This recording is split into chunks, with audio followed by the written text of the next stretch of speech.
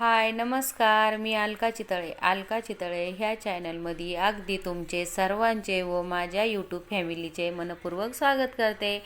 तर आज आहे मंगळवार आणि मंगळवारचं आपल्याकडे ग्रहण असल्यामुळे सकाळी पूजा वगैरे तर झाली होती, पण परत संध्याकाळी ग्रहण असल्यामुळे आपल्याला ग्रहण पाळायचं होतं. सगळ्यात मोठं ग्रहण असल्यामुळे आपला हा संध्याकाळचा जो आहे हा संध्याकाळचा ब्लॉग आहे.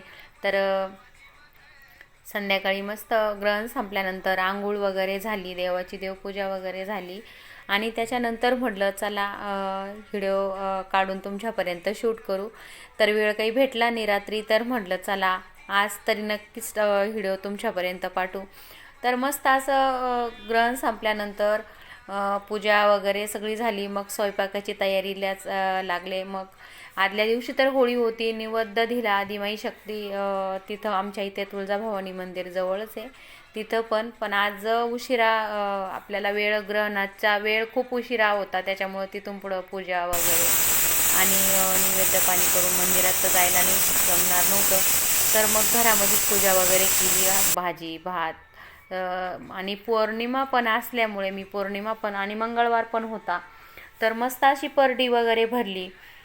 डाळ, पीठ, मीठ आणि गूळ जे असतं पुरणपोळ्याचं आपण जे बनवतो त्याच्यामुळे तर मी ते सगळं साहित्य आदिमाई शक्तीचा परडी भरली. ग्रहण असल्यामुळं परडी वगैरे साफ वगैरे केली. त्याच्यानंतरून भाजी भाकरीचा निवेद्य केला आणि जो पोत पण लावायचा होता, तर म्हणलं चला. तर आपली चालू आहे, पूजा वगैरे झाली माझी. त्याच्यानंतरून मग स्वयंपाक वगैरे झाला आणि आदिमाई शक्तीला निवेद्य वगैरे दिला परडीला आणि देवाच्या इथे पण निवेद्य वगैरे दिला.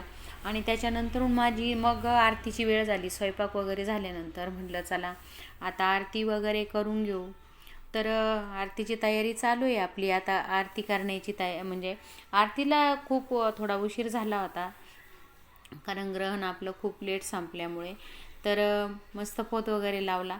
तर म्हटलं चला आता आरती करून घेऊ. सकाळी माझी कंटिन्यू सकाळ संध्याकाळ नियमाने आरती असते. ज्यावेळेस आरती करत नाही त्या दिवशी तर काय बोरच होतं. तर संध्याकाळी आरतीचा वेळ हुकला होता थोडा ग्रहण असल्यामुळे. तर 7ची आरती डायरेक्ट 8:30ला झाली आणि त्याच्यानंतरून स्वयंपाक वगैरे झाला, परडी मस्त भरून झाली.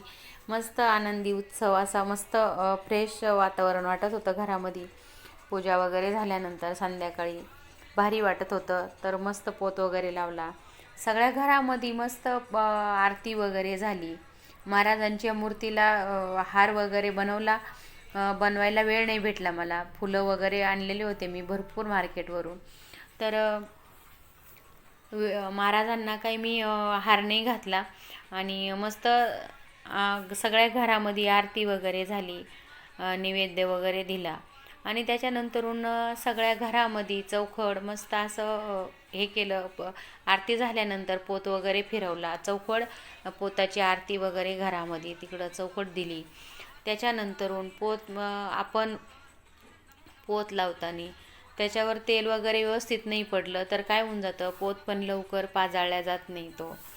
तर त्याला तेवढंसं हे करून काजळी काढून घेतली त्याची व्यवस्थित. त्याच्यानंतरून तेल वगैरे टाकलं तर आपला पोत जो आहे ना कापराने मस्त असा पाजाळला जातो आणि मस्त अशी आपल्याला आरती होईपर्यंत तेल वगैरे जास्त टाकल्यामुळे आपला पोत म्हणजे असं हे होत नाही तो.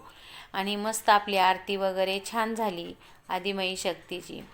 तर आरती वगैरे झाल्यानंतर मस्त फ्रेश असं वाटतं थोडंसं.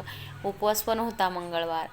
तर पाहू शकताय तुम्ही आपली आरती चालू आहे आदिमाई शक्ती, तुळजाभवानी माता, रेणुका माता आणि महालक्ष्मीचा पण मी फोटो ठेवलेला आहे. दत्तगुरूंचा तर आहेच. मला तर वेळेवर आरती झाली नाही तर एकदम घरामध्ये पण कसं तरी असं वातावरण एकदम करमत नाही. तर आपली आरती चालू आहे आता.